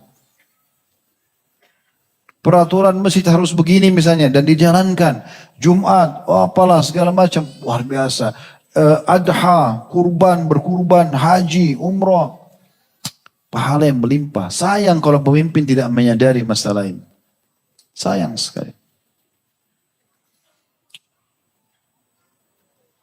Ka'ab al-Ahbar berkata, perumpamaan Islam, penguasa, dan rakyat adalah seperti perumpamaan tenda, tiang, tali, dan pasak. Sekali lagi beliau mengatakan, terjemahannya, perumpamaan Islam, penguasa, dan rakyat adalah seperti perumpamaan tenda, tiang, tali, dan pasak. Tenda ialah Islam, tiangnya adalah penguasa, sedangkan tali dan pasaknya adalah rakyat. Mereka saling menguatkan satu sama yang lain.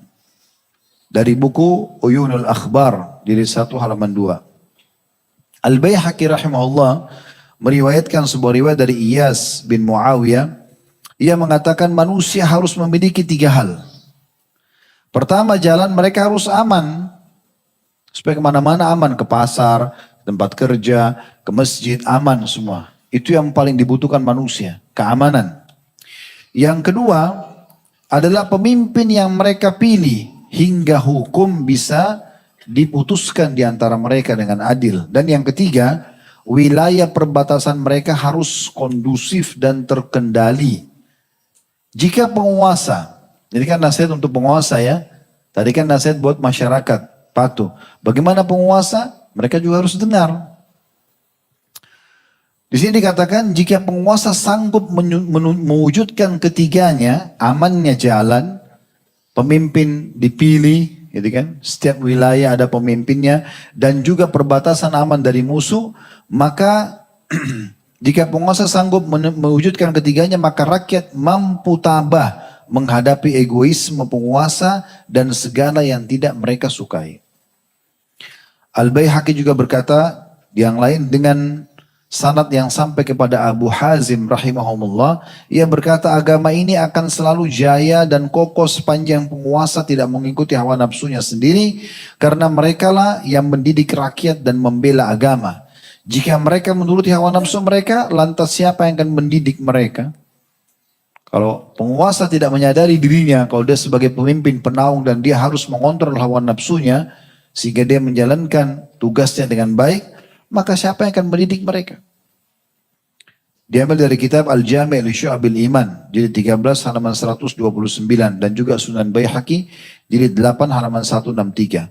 Ar-Raghib Al-Asfahani rahimahullah mengatakan, tidak ada satupun yang lebih diwajibkan atas penguasa daripada menjaga ihwal orang-orang yang menentang kepemimpinan dengan ilmu. Jadi kalau ada yang membangkang, ada yang coba ini, tegakkan ilmu pada mereka. Jelaskan argumentasinya. Karena risikonya kejahatan akan tersebar kalau dibiarkan. Dan banyak orang jahat dan timbul benci di tengah-tengah masyarakat. Diambil dari kitab Az-Zakir ila Makarim Syariah di halaman 251. Ya. Oleh karena itu kami pada kesempatan juga menyampaikan beberapa hadis. Semoga para pemimpin, bukan cuma di negara kita, dimanapun mereka berada, atau satu waktu mungkin antum di sini ada yang jadi pemimpin, antum harus renungi hadis-hadis ini. Yang pertama adalah hadis Nabi SAW riwayat At-Tabarani. Kata beliau, ayyuma ra'in ghasya ra'iyata fahuwa finnar. Siapapun pemimpin yang menipu rakyatnya, maka dia pasti di neraka. Tadi sudah saya jelaskan, kalau kita punya masalah dengan pemimpin, susah minta maaf ya kan? Nah, sama juga kalau pemimpin ke warga masyarakatnya tuh. Saya akan begini, saya akan begitu. Ternyata nggak ada yang dijalankan. Coba, berapa juta orang yang akan tuntut dia nanti? Luar biasa. Makanya saya selalu sarankan teman-teman, antum kalau punya masalah sama satu orang aja itu. Jangan banyak-banyak. Antum masalah sama istri, udah istri aja. Kamu harus begini, kamu jangan bilang, memang orang tuamu itu. Sekarang musuhnya jadi 3. Istrinya dan mertuanya. Memang keluargamu itu. Kalau keluarganya 300 orang, siap hari kiamat. Atau dia caci maki suku, memang sukumu itu. Apalagi kalau dia bilang memang negaramu itu. Oh, ini luar biasa. Misalnya ada orang nikah sama orang Indonesia, dia nggak suka misalnya istrinya. Memang orang Indonesia itu. Dia siap berhadapan sama kita hari kiamat. Bawa-bawa nama Indonesia ini luar biasa. Jangan banyak-banyak musuh. Satu aja sudah susah kita selesaikan. Oleh karena itu hati-hati pemimpin ini. Janji-janji ini janjinya kepada seluruh ini. Ini gak main-main ini. Jadi kalau dia baik, dia panen pahala, dia masuk surga. Kalau dia salah, ancamannya neraka. Hadis yang kedua. Dalam hadis ini, diriwayatkan Imam Bukhari dan juga, ya Imam Bukhari dua-duanya, 2 lafaz ya. Yang pertama adalah manistar'ahu Allahu ra'iyah. Siapa yang Allah berikan dia kepemimpinan menaungi satu golongan masyarakat, falam yuhitha binushin, dan dia tidak tulus dalam menjalankan tugasnya, dia tidak maksimal, illa haramallahu alaihi jannah, Allah haramkan baginya surga. Wa fi riwayatin yamutu hina yamutu huwa ghashun li ra'iyati illa haramallahu alaihi jannah, dan pada saat dia wafat dalam kondisi dia menipu masyarakatnya, maka diharamkan baginya surga. Kalau untuk apa hidup kalau surga diharamkan? Ya. Wa fi lafdhin, dan di lafaz yang lain, lam yajid raihal jannah, dia tidak akan pernah mencium bau surga. Riwayat yang ketiga, yaitu riwayat At-Tabarani dan Abu Nuaim dalam buku-buku mereka, Perkataan Abu Sa'id Al-Khudri radhiyallahu anhu, beliau mengatakan, "Asyaddun nasi 'adzaban yaumal qiyamati imamun jair." Orang yang paling berat siksaannya hari kiamat adalah pemimpin yang zalim. Kemudian dalam hadis yang lain riwayat Tabarani, ini hadis yang keempat, "Sinfani min ummati la tanaluhum syafa'ati." Ada dua golongan dari umatku tidak akan mendapatkan pertolonganku pada hari kiamat. Syafaat Nabi SAW hilang dari mereka. Siapa mereka? Sultanun zalumun ghashum. Pemimpin yang zalim dan lalim. Ya. Wa ghalin fid din yashhadu alaihim wa yabra'u minhum. Dan yang kedua adalah seseorang yang berlebihan dalam agama. Mereka faham agama tapi mereka menyaksikan, ya, perbuatan kezaliman tanpa mereka melepaskan diri. Maksudnya mereka tidak menasihatinya, tidak meluruskan, tidak mendoakan. Hadis selanjutnya dalam riwayat Tirmidzi, hadis yang kelima, "Man wallahu Allahu syai'an min umuril muslimin." Siapa yang Allah berikan kesempatan untuk memimpin muslimin, fahtajaba duna hajatihim, kemudian dia tidak mengurus, ya, hajat-hajat mereka, wa khallatihim, dan kebutuhan dasar mereka, wa fakrihim, dan kemiskinan mereka, ihtajaba Allahu duna hajati wa khallatihi wa fakrihi yaumal qiyamah. Maka Allah juga akan berlepas diri dari hajat-hajatnya, dari kebutuhan dasar dan kemiskinannya nanti pada hari kiamat. Jadi ini banyak dalil seperti ini, ya. Kalau saya tidak salah pernah kita bahas di dosa-dosa besar ini, masalah pemimpin yang zalim. Semoga ini bisa jadi tambahan informasi, ya, sehingga bisa mengingatkan atau merem kita kalau ingin melakukan kezaliman. Yang keempat, kita ringkaskan saja, sudah tinggal dua lagi karena waktu. Yang keempat adalah membela agama dan negara. Ini harus kita lakukan. Dan itu dicerminkan dalam piagam Madinah tadi saya bilang. Bagaimana Nabi SAW mengajak muslimin untuk membela Madinah, ya. Kemudian juga Nabi SAW mengajak 3 suku Yahudi, Qainuqa, Nadir, dan Quraidah, untuk sama-sama membela Madinah. Bahkan juga sebagian orang-orang musyrik dari penduduk asli Madinah, orang Arab dari Aus dan Khazraj, yang belum masuk Islam juga diajak sama-sama. Jadi kita sama-sama membela negara kita. Yang muslimnya, yang kafirnya, semua membela sama-sama. Ya. Jadi bukan cuma orang muslim, tapi muslim tentu lebih pantas karena ini bagian daripada agamanya. Dan itu sebenarnya sudah digambarkan oleh pejuang-pejuang kita di Indonesia. Dan jadi pejuang kan dulu pahlawan-pahlawan, ada orang muslim, ada orang Nasrani, kan, ada orang beragama macam-macam, itu macam-macam membela. Muslim membela karena ingin meninggikan kalimat Allah karena muslimin. Yang lain membela dengan agamanya. Tapi membela ini bagian daripada hal yang ditekankan. Dan itu normal sekali. Tapi tentu di sini kita membela kebenaran, ya. Kebenaran, bukan fanatisme buta gitu. Ada orang negara kita yang berbuat kesalahan di negara orang lain, dia buat salah itu lain. Wajar dihukum, gitu kan. Tapi kalau tidak salah, kita membela. Apalagi kalau sudah sampai pada tingkat negara kita akan dijajah, itu tidak boleh kita biarkan.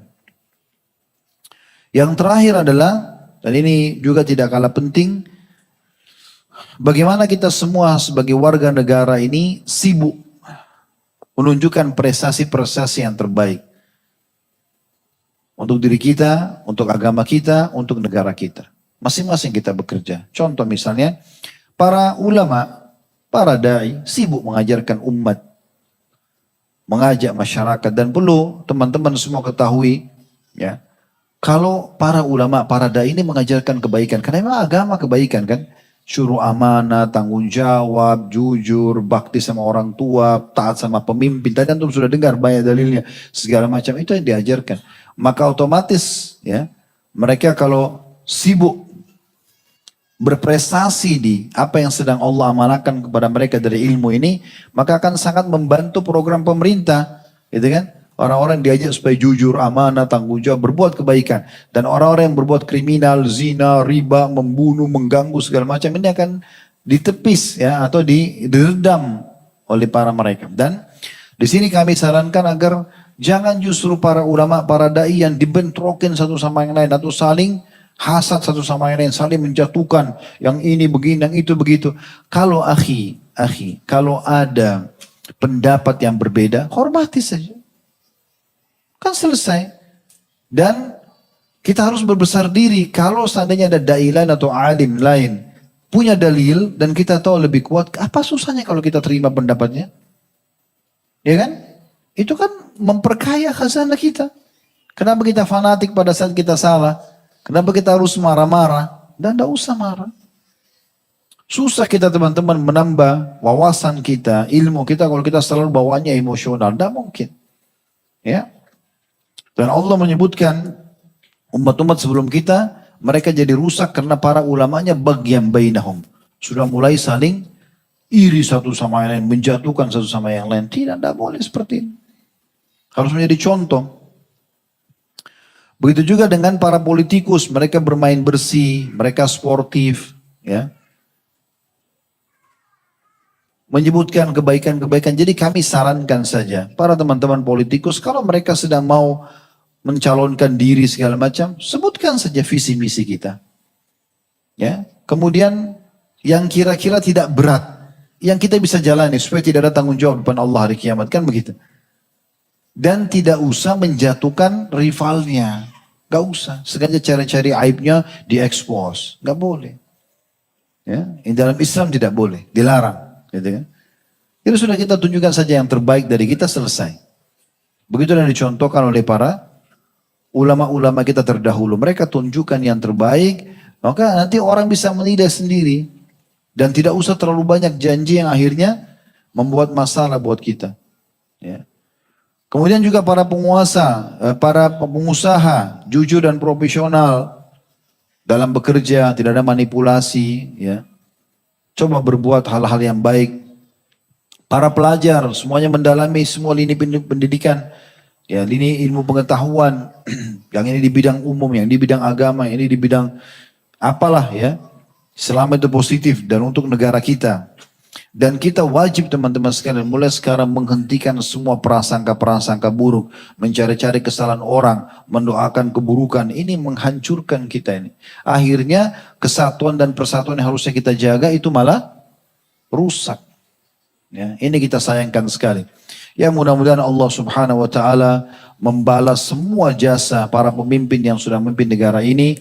Allah terima sebagai tambahan amal soleh buat mereka. Dan semoga semua kesalahan mereka dimaafkan oleh Allah subhanahu wa ta'ala. Dan kekurangan mereka disempurnakan. Ya. Dan semoga juga kita menjadi orang-orang yang bisa meraih pahala dengan patuh dan taat karena Allah dan Rasulnya. Dan semoga negara kita selalu menjadi negara yang aman, tentram, damai. Seluruh umat Islam di bawah naungan ukhuwah Islamiyah dan hal ibadah mereka kembali pada Al-Quran dan Sunnah. Dan semoga Allah lunasi hutang kita semudah-mudahnya. Dan Allah lebih makmurkan lagi negara kita insyaAllah. Semua bermanfaat. Subhanakallahumma bihamdika. Asyhadu an la ilaha illa anta astaghfiruka wa atubu ilaik. Assalamualaikum warahmatullahi wabarakatuh.